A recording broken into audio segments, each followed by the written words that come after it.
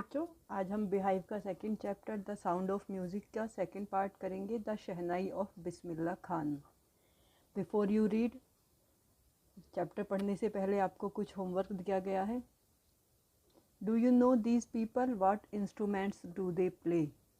यहाँ पर भारत के कुछ जाने माने जो म्यूज़िक प्लेयर थे उनके फ़ोटोज़ और उनके इंस्ट्रूमेंट दिए गए हैं। तो ये आपका होमवर्क है कि आप इनका नाम बताएं और ये कौन सा इंस्ट्रूमेंट प्ले करते थे ये भी आपको बताना है। Think of the shehnai and the first thing you will probably imagine is a wedding और ए सिमिलर ओकेज़न और फंक्शन। अगर आप शहनाई के बारे में सोचते हैं तो सबसे पहले आपकी कल्पना में या तो एक शादी आती है या उसी के जैसा दूसरा कोई फंक्शन आता है। इसका मतलब है जब हम शहनाई की बात करते हैं तो या तो हम शादी के बारे में सोचते हैं या इसी तरह के दूसरे ओकेज़न के बारे में। The next would probably be Ustad Bismillah Khan, the shehnai maestro, playing this instrument। और उसके बाद हमारे दिमाग में शहनाई के बारे में सोचते ही उस्ताद बिस्मिल्लाह खान का नाम आता है, जो कि शहनाई के मास्ट्रो थे, यानी कि उस्ताद थे, गुरु थे। प्लेइंग दिस इंस्ट्रूमेंट, इस इंस्ट्रूमेंट को प्ले करने में उस्ताद बिस्मिल्लाह खान जैसा दूसरा कोई नहीं है।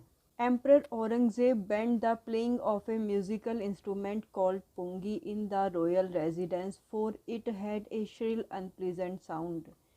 सम्राट औरंगजेब ने एक म्यूज़िकल इंस्ट्रूमेंट पुंगी, यानी जो पुंगी थी जिसे बजाया जाता था उस समय में, उसे बैन कर दिया था, उस पर रोक लगा दी थी रॉयल रेजिडेंस में, यानी इसके बाद कोई शाही दरबार में पुंगी नहीं बजाएगा, क्योंकि उसकी आवाज़ श्रिल थी, तेज थी और अनप्लीजेंट थी, यानी कानों को अच्छी नहीं लगती थी। Pungi became the generic name for reeded noise makers. Pungi एक जेनेरिक नाम है रीडेड नॉइज मेकर्स का। रीडेड जो नरकट या बांस की बनाए हुए इंस्ट्रूमेंट होते हैं, चाहे उसमें बांसुरी आ जाए या दूसरे कई सारे इंस्ट्रूमेंट हैं जो कि नरकट या बांस से बनाए जाते हैं, और इन्हें नॉइज़ मेकर्स कहा गया, यानी कि इनके थ्रू आवाज़ें निकाली जाती हैं। पुंगी इनका जेनेरिक नेम है। जेनेरिक नेम का मतलब होता है a name given to a class or group as a whole. जब पूरी क्लास को या ग्रुप को एक नाम दे दिया जाता है उसे जेनेरिक नाम कहा जाता है। जैसे दवाइयों में होता है, आपने जेनेरिक नेम सुने होंगे दवाइयों के, यानी उनका साल्ट एक जैसा होता है लेकिन उनके ब्रांड नेम अलग अलग होते हैं। जैसे बुखार के लिए बहुत सारी अलग अलग ब्रांड की टैबलेट मिलती हैं लेकिन उनका जेनेरिक नेम सेम होता है। उसी तरह से पुंगी उन सारे म्यूज़िकल इंस्ट्रूमेंट्स को कहा जाता था जो कि रीड से बनते थे। Few had thought that it would one day B revived. कुछ लोगों ने उम्मीद की थी, सोचा था कि एक दिन इसको रिवाइव किया जाएगा, यानी फिर से पुंगी बजाना शुरू हो जाएगा। इसका मतलब है सम्राट औरंगजेब को ये पुंगी बजाना बिल्कुल पसंद नहीं था, लेकिन फिर भी कुछ लोग थे जिन्हें पुंगी की आवाज़ पसंद आती थी और वो उम्मीद करते थे कि एक दिन फिर से इसे वापस से बजाना शुरू किया जाएगा। A barber of a family of professional musicians who had access to the royal palace decided to improve the tonal quality of the pungi। ए बाबर का मतलब नाई। राइटर कह रहे हैं कि प्रोफेशनल म्यूजिशियंस के फैमिली का एक बाबर, यानी एक नाई, जो कि एक फैमिली को बिलोंग करता था जो प्रोफेशनल म्यूजिशियंस की थी, यानी कि पेशे से वो लोग म्यूजिशियन थे, संगीतज्ञ थे, कोई ना कोई म्यूजिकल इंस्ट्रूमेंट बजाते थे। Who had access to the royal palace, जिसकी पहुंच राज परिवार तक थी, यानी राजमहल तक जिसकी पहुंच थी, वो सम्राट के महल में आ जा सकता था। Decided to improve the tonal quality of pungi, उसने डिसाइड किया कि वो पुंगी की टोन को बदल देगा, क्योंकि औरंगजेब को जिस चीज़ से दिक्कत थी वो उसकी टोन से थी, उसकी आवाज़ बहुत ही श्रिल थी, बहुत ही तेज थी। तो उसने निश्चय किया कि वो उसकी क्वालिटी को इम्प्रूव करेगा। He chose a pipe with a natural hollow stem that was larger and broader than the pungi। उसने एक ऐसे पाइप को चुना जो कि नेचुरली होलो। आपने ऐसे बहुत सारे पाइप देखे होंगे, यानी जैसे बांस होता है वो अंदर से होलो होता है, अंदर से खोखला होता है, चाहे बांसुरी हो या इस तरह का दूसरा म्यूज़िकल इंस्ट्रूमेंट हो, उसी तरह के पाइप से बनाया जाता है जो बीच में से खाली होते हैं। लेकिन ये पुंगी से ज़्यादा लॉन्गर था, पुंगी से ज़्यादा लंबा था और पुंगी से ज़्यादा चौड़ा था। And made 7 holes on the body of the pipe, और इस पाइप की बॉडी पर उन्होंने 7 होल किए, छेद किए। When he played on it, और जब उन्होंने इसे बजाया, closing and opening some of these holes, उसे बजाते हुए उन्होंने कुछ होल्स को क्लोज किया और कुछ को ओपन किया। आपने इसी तरह से देखा होगा जब कोई शहनाई बजाई जाती है या कोई बांसुरी बजाई जाती है तो उसके सारे होल्स को एक साथ ना तो बंद किया जाता है ना एक साथ में ओपन किया जाता है, तो इस तरह से उसके सुर निकलते हैं।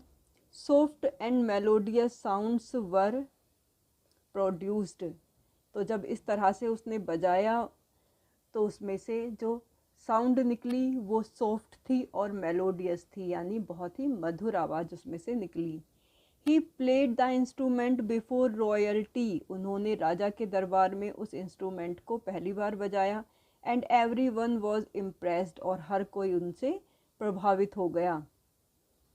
The instrument so different from the pungi had to be given a new name, ये इंस्ट्रूमेंट पुंगी से बिल्कुल अलग था इसलिए इसे नया नाम दिया गया। एज द स्टोरी गोज, और कहानी बताती है, since it was first played in the Shah's chamber, क्योंकि ये पहली बार शाह के चैम्बर में बजाया गया था। एंड वॉज प्लेड बाय ए नाई, और इसे बजाने वाला एक नाई यानी बाबर था। The instrument was named the shehnai, इसलिए इस इंस्ट्रूमेंट का नाम शहनाई पड़ा, यानी शाह के दरबार में बजाया था इसलिए शह, और नाई ने बजाया था इसलिए नाई, तो दोनों को मिलाकर ये शहनाई हो गया। बच्चों ये शहनाई है और ये पुंगी है, तो थोड़ा सा मॉडिफिकेशन किया उन्होंने इसमें, और इसको बनाकर जब इसे बजाया गया तो इसकी आवाज़ सभी को पसंद आई। The sound of the shehnai began to be considered auspicious, shehnai की आवाज़ को ऑस्पिशियस माना जाने लगा, यानी कि ये ऐसे अवसरों पर बजाई जाती थी जो कि शुभ होते थे। And for this reason it is still played in temples, और इसीलिए ये अभी भी टेम्पल्स में बजाई जाती है। And is an indispensable component of any north Indian wedding, और किसी भी उत्तरी भारत वेडिंग का ये एक इंडिस्पेंसेबल यानी अभिन्न हिस्सा है। इसका मतलब है जब भी उत्तर भारत में कोई शादी होती है तो उसमें शहनाई ज़रूर बजती हैं।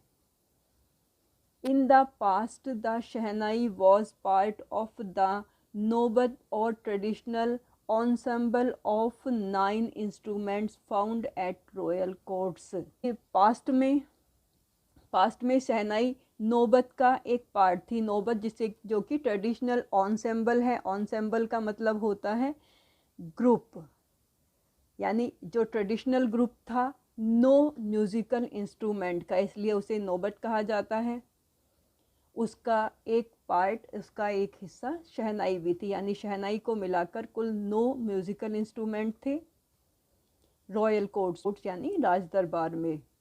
Till recently it was used only in temples and weddings, अभी हाल ही तक भी इसे सिर्फ मंदिरों में और शादियों में ही यूज़ किया जाता था।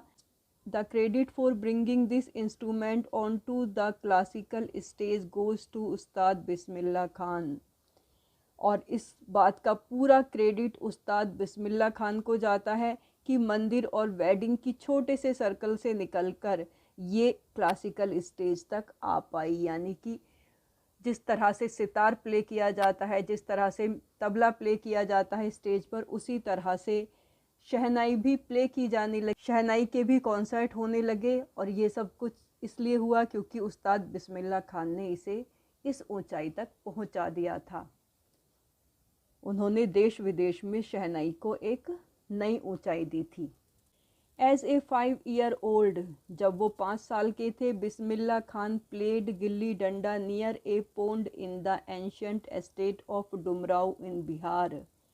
जब वो 5 साल के थे तब वो गिल्ली डंडा खेलते थे। गिल्ली डंडा एक गाँवों में खेले जाने वाला, पहले गाँवों में बहुत फेमस था ये गेम।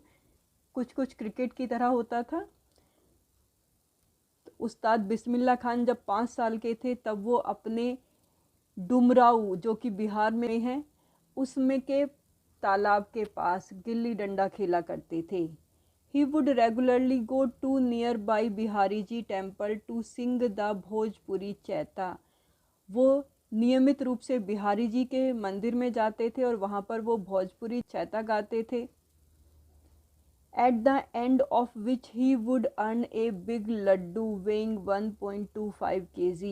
और एंड में उन्हें यानी जब उनका गाना ख़त्म हो जाता था, वो सारी सेरेमनी ख़त्म हो जाती थी, तब उन्हें एक 1.25 kg यानी 1.25 किलो का एक बड़ा सा लड्डू मिलता था। A prize given by the local maharaja. और ये प्राइज़ वहाँ के जो लोकल महाराजा थे उन वो देते थे।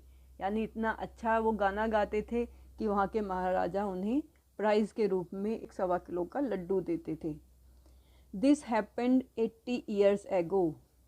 ये 80 साल पहले की बात है। And the little boy has travelled far to earn the highest civilian award in India the Bharat Ratna.